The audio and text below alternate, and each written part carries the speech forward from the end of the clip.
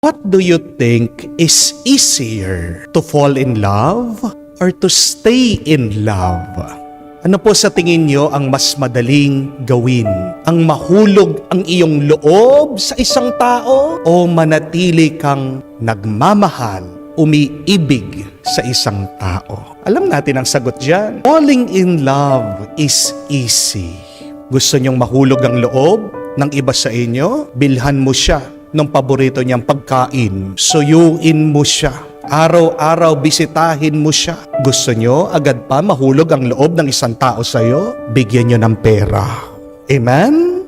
Ay, mai-in love sa'yo agad yan. Falling in love requires no decision. It does not need any effort. It just needs feelings. What is difficult is staying in love. Mahirap ang nananatili, nagmamahal at umiibig. Because staying in love requires decision, daily choice.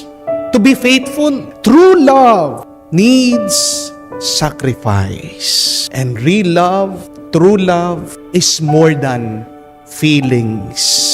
Ang totoong pagmamahal, hindi po ba yung nagmamahal ka kahit na hindi na kamahal-mahal ang iyong minamahal?